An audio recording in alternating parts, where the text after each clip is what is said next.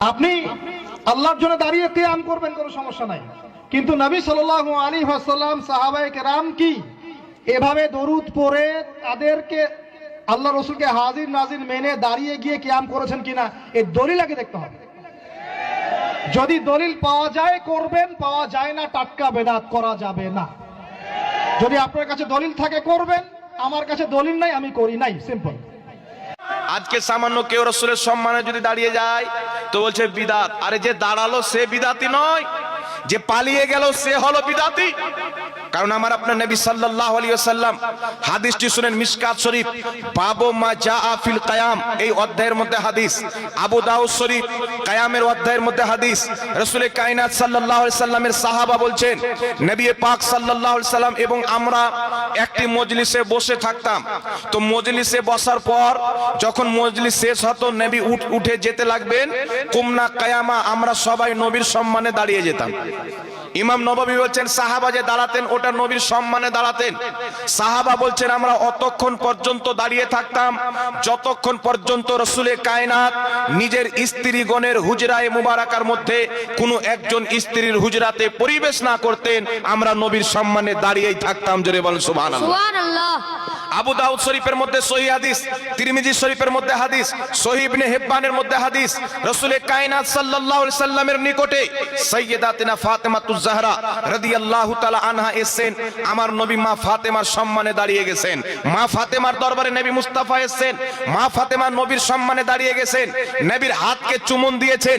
আল্লাহু আকবার কবীরা। উঠান বুখারী শরীফ বাবুল কিয়ামের মধ্যে হাদিস, আমার আপনার নবী সাল্লাল্লাহু আলাইহি সাল্লাম একজন সাহাবাকে বাকি সাহাবার সর্দার বানিয়েছিলেন। তিনি যখন আসলেন সাওয়ারি থেকে নামলেন, রাসূল পাক প্রত্যেক সাহাবাকে হুকুম দিলেন, কুমু ইলা সাইয়্যিদুকুম, তোমরা তোমাদের সর্দারের জন্য দাঁড়িয়ে যাও। ইমাম নববী বলছেন এই কিয়ামটা ছিল সম্মানের জন্য। ইমাম ইবনে হাজার আসকালানী বুখারী শরীফের সারা ফাতহুল বারীর মধ্যে লিখতেছেন এই কিয়ামটা ছিল সম্মানের জন্য। ইমাম বাইহাকি বলতেছেন এই কিয়ামটা ছিল সম্মানের জন্য। ইমাম মুল্লা আলী কারি বলতেছেন এই কিয়ামটা ছিল সম্মানের জন্য। তো রাসূলে কায়নাতের সম্মানে সাহাবা কিয়াম করেছেন, নবী পাকের সম্মানে মা ফাতেমা কিয়াম করেছেন, মা ফাতেমার সম্মানে নবী মুস্তাফা দাঁড়িয়েছেন, সাহাবা এক অপরের সম্মানে নবী দাঁড়ানোর হুকুম দিয়েছেন। এখন কথা হলো হুজুর, নবীকে সাহাবা দেখে দাঁড়িয়েছেন, ফাতেমাকে নবী দেখে দাঁড়িয়েছেন, সাহাবাকে দেখে দাঁড়িয়েছেন। আপনারা কি নবীকে দেখতে পান যে নবীর সম্মানে দাঁড়ান?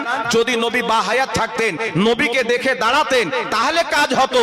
এখন তো নবী দেখতে পাওয়া যায় না, তো এখন কেন দাঁড়াচ্ছেন? তো এই পৃথিবীর মুসলমান এই বিষয়ে সমস্ত উম্মতের ঐক্যমত রয়েছেন।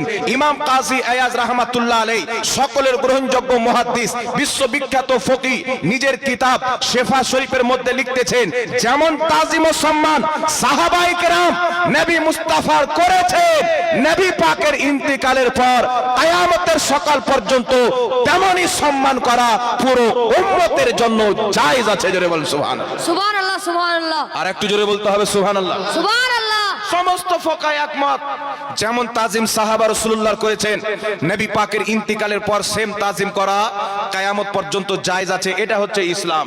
তো সাহাবা দাঁড়িয়েছেন, নবী পাকের সম্মানে দাঁড়ালেন সমস্ত সাহাবা। একজন সাহাবাও বসে থাকেননি। কথা বুঝছেন আমার? একজন সাহাবা বসে থাকেননি। নবী পাক হুকুম করলেন তোমার সর্দারের জন্য দাঁড়াও, একজন সাহাবা বসে থাকেননি, সবাই দাঁড়িয়েছেন। এখন যদি কোনো মুসলমান নবী মুস্তাফাকে না দেখে, আচ্ছা বলেন তো সাহাবারা নবীকে দেখে ঈমান নিয়েছিল, আমরা না দেখে নিয়েছি? একটু জোরে বলেন না। সাহাবা রাসূলে পাককে দেখে ঈমান এনেছেন, আমরা না দেখে ঈমান এনেছি। সাহাবা দেখে সম্মান করতেন, আমরা না দেখে সম্মান করব। কিয়ামতের ময়দানে বলবো ইয়া রাসূলুল্লাহ আপনাকে না দেখে সম্মান করেছি, আপনার জামানাতে যদি থাকতাম আপনার মোহাব্বতে জিদ্দুর ময়দানে জীবন পর্যন্ত দিয়ে দিতাম। এই পৃথিবীর মুসলমান সাহাবা নবীর সম্মানে দাঁড়িয়েছেন। আজকে যদি মুসলমান রাসূল পাকের সম্মানে দাঁড়ায়, কিয়াম করে, কোন ব্যক্তি যদি বসে থেকে যায় সেই ব্যক্তি বিদাতি হলো। দাঁড়ানে ওয়ালা তো সাহাবার সুন্নাতে আমল করলো। আজকে কোন ব্যক্তি নবীর তাজিমে যদি দাঁড়িয়ে যায় আর কোন ব্যক্তি যদি পালিয়ে যায় সেই ব্যক্তি শয়তানের তরিকাকে মানলো। আর যারা দাঁড়িয়ে গেল তারা তো মুহাম্মদ রাসূলুল্লাহর সাহাবার তরিকাকে মানলো। তো যারা নবীর সম্মানে কিয়াম করে তারা সাহাবারই ইসলামকে নিয়েছে, যারা বসে থাকে বা পালিয়ে যায় তারা শয়তানের সুন্নাতকে নিয়েছে। তো আমরা কার সুন্নাত নিব তেমনি জান্নাতি হব বাবা? নবী পাক বলছেন মা আনা আলিহি ওয়া সাহাবী, যে আমার সাহাবীর তরিকাতে চলবে তারাই হবে জান্নাতি। এটি জোরে বলতে হবে সুবহানাল্লাহ। সুবহানাল্লাহ। একজন সাহাবা দেখা, নবী এসেছেন, নবীর সম্মানে দাঁড়িয়েছেন, একজন সাহাবা বসে থেকেছেন, কেউ বসেননি। তো নবীর সম্মানে আজকে যে দাঁড়াতে পারে না, এদের মাইন্ড আর ইবলিসের মাইন্ড হচ্ছে এক। ইবলিস আদমের সামনে বাবা ঝুঁকতে পারেনি, অহংকার ছিল, আরে নামাজ পড়ছি আমি, 5 ওয়াক্তের নামাজি আমি, ঠিক। কিন্তু সাহাবা ঝুঁকে গেছেন। আচ্ছা বলেন তো, ইবলিস সুন্নাতি হয়েছে না সাহাবা সুন্নাতি হয়েছে? এটা জোরে বলেন না। ইবলিস ইমানদার থেকেছে না সাহাবা থেকেছে? ইবলিসের ইমান ধ্বংস হয়ে গেছে, সাহাবার ইমান মজবুত হয়ে গেছে। জোরে বলেন না সুবহানাল্লাহ। এখন আপনারা বলেন, এখন কথা হচ্ছে হুজুর দাঁড়ানো নিয়ে তো সমস্যা নাই, তো দাজ্জাল কানা তুই পালাচ্ছিস কেন? তুই দাঁড়িয়ে তোর যেটা ইচ্ছা ওটা পড়। বলছে কি সমস্যা হলো ইয়া নবীকে নিয়ে। কি কে নিয়ে সমস্যা? ইয়া নবীকে নিয়ে সমস্যা, দাঁড়ানোকে নিয়ে সমস্যা নয়। আজকে কিয়ামের ব্যাপারে যত ভেজাল মগজে ভরা আছে সব বের করে দেবো ইনশাআল্লাহ। বলছে ইয়া নবীকে নিয়ে সমস্যা, দাঁড়ানোকে নিয়ে তো সমস্যা নাই। আচ্ছা যদি দাঁড়ানোকে নিয়ে সমস্যা না থাকে, সবাই ইয়া নবী সালাম আলীকে পড়ে, তুই দাঁড়িয়ে দুরুদ ইব্রাহিম পড়। তুই দাঁড়া তো, কিন্তু তুমি না দাঁড়িয়ে তো ইবলিসের চরিত্র অবলম্বন করলে। যারা দাঁড়ালো তারা তো সাহাবার সুন্নাতে আমল করলো। জোরে বলেন না সুবহানাল্লাহ। সুবহানাল্লাহ।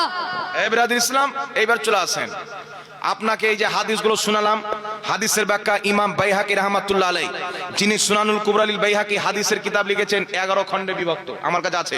যিনি দালাইলুন নবুয়াত লিখেছেন 9 খণ্ডে বিভক্ত, ওটাও আমার কাছে আছে। যিনি শোয়েবুল ঈমান লিখেছেন ওটাও কয়েক খণ্ডে বিভক্ত।